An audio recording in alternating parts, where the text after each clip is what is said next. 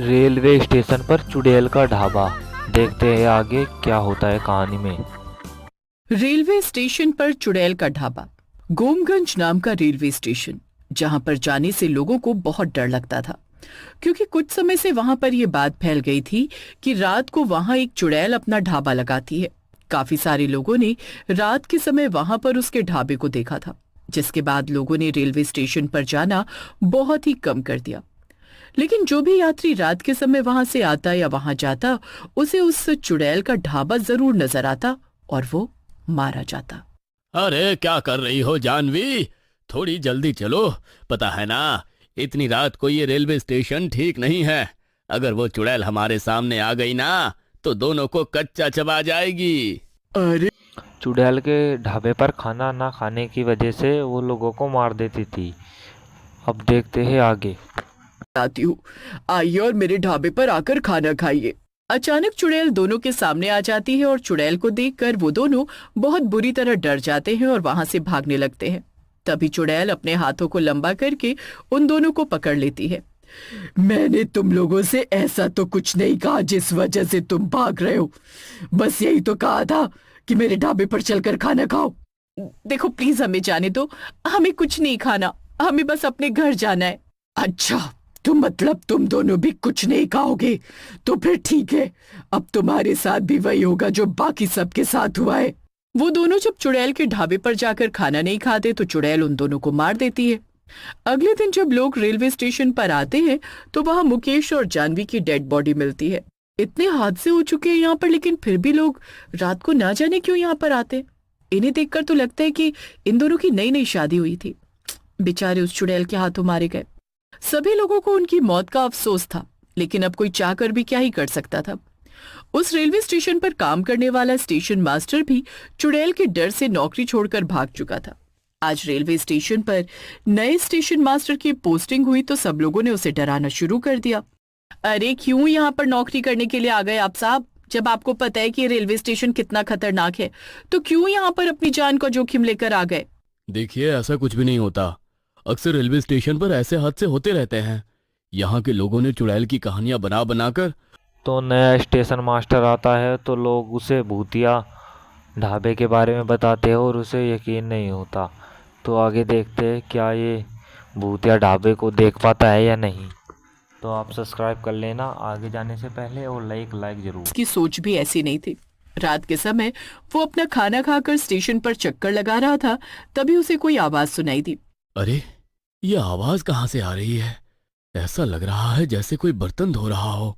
अनमोल इधर उधर देखता है, लेकिन उसे कोई नजर नहीं आता।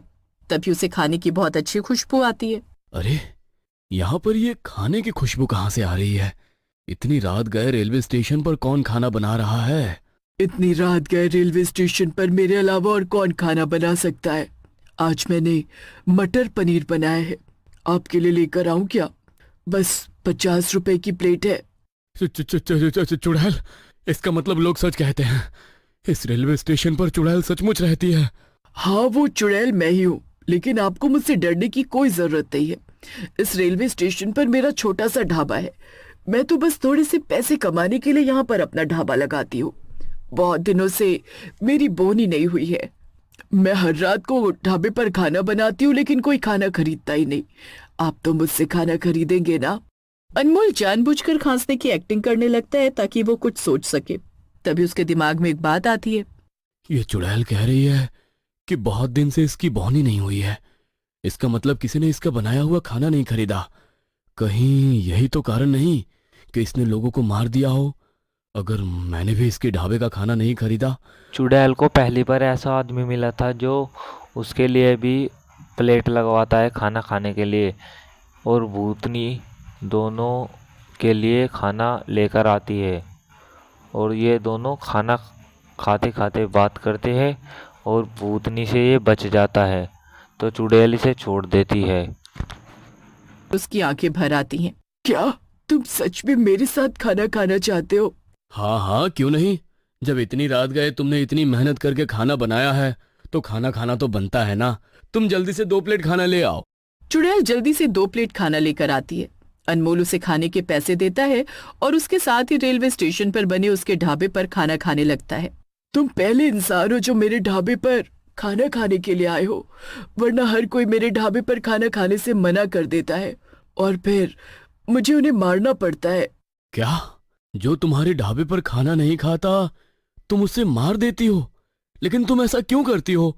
अगर किसी को खाना नहीं खाना तो तुम उसके साथ जबरदस्ती तो नहीं कर सकती ना? ये सब तुम कभी नहीं समझोगे। आजकल के लोग ढाबे वाले गरीब लोगों के पास खाना पसंद ही नहीं करते।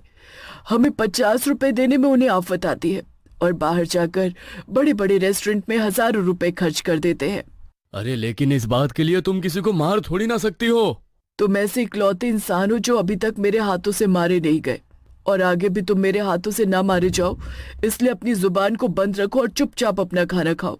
चुड़ैल की बात सुनकर अनमोल बिल्कुल चुप हो जाता है और अपनी जान बचाने के लिए चुपचाप खाना खाकर वहां से निकल जाता है। अगले दिन जब वहां पर सफाई का काम करने वाली रजनी आती है तो अनमोल उसे पिछली रात के बारे में बताता है। अरे रजनी आंटी, आप लोग बिल्कुल ठीक कह रहे थे कि यहाँ पर रात को चुड़ैल रहती है, लेकिन आपको पता है यहाँ पर उसका एक ढाबा है और वो बहुत ही टेस्टी खाना बनाती है। क्या? तूने उस चुड़ैल को देखा, लेकिन तू जिंदा कैसे बच गया?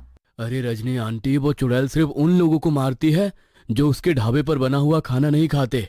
उसकी बातों से मुझे ये बात समझ आ गई थी, इसलिए तो मैंने चुपचाप खाना खा लिया और उसने मुझे कुछ भी नहीं किया। ये तो बड़ी अजीब बात है। वो एक चुड़ैल है और वो किसी को भी खाना खाने को कहेगी तो जाहिर सी बात है कि कोई भी उसके हाथ का खाना नहीं खाएगा। ऐसे तो वो धीरे धीरे सबको मार देगी। आप चिंता मत कीजिए आंटी, आज रात जब मैं उसके ढाबे पर खाना खाने जाऊंगा तो इसके पीछे की कहानी जानने की कोशिश करूंगा। शायद जब हमें उसके पीछे की कहानी पता चले तो हम इसका कोई निवारण भी निकाल पाए। अनमोल आज रात भी चुड़ैल के ढाबे पर खाना खाने के लिए पहुंच जाता है। तो स्टेशन मास्टर फिर से आता है भूतनी के पास खाना खाते, और खाना खाते खाते पूछते है उसकी कहानी कि कैसे वो चुड़ैल बनी और कैसे वो लोगों को मारती है। अब जब देखते हैं आगे, आप कहानी सुनो। चुड़ैल से पहली बार किसी ने इस तरह बात की थी तो चुड़ैल भी भावुक हो जाती है और उसे अपनी कहानी बताने लगती है। मेरे मरने से पहले यहाँ पर मेरा ढाबा था। मेरे पति बहुत बीमार रहते थे, इसलिए वो काम नहीं कर पाते थे, तो मैंने पैसे कमाने के लिए रेलवे स्टेशन पर ढाबा खोला। लेकिन लोग रेलवे स्टेशन के बाहर बने बड़े बड़े रेस्टोरेंट में खाना खाने के लिए जाते थे। मेरा दिन भर का खाना ऐसे ही खराब हो जाता था। मैं महीने में इतने भी पैसे नहीं कमा पाती थी कि अपने पति का इलाज करवा सकूं। ये तो तुम्हारे साथ बहुत ही बुरा हुआ, लेकिन तुम लोगों की जान मत लो, क्योंकि वो लोग सिर्फ इसलिए तुमसे खाना नहीं खरीदते क्योंकि तुम एक चुड़ैल हो और वो सब तुमसे डरते हैं। ऐसे लोग तो तब भी मुझसे खाना नहीं खरीदते थे जब मैं एक चुड़ैल नहीं थी। तुम्हें पता है, लोग मेरे पास आकर खाना खाते थे और 50 रुपए की जगह मुझे 10 रुपए देकर जाते थे, और जब मैं उन्हें कुछ कहती थी तो मुझे ही उल्टी सीधी बातें बोलने लगते थे। पैसों की कमी इतनी हो गई कि मेरे पति चल बसे।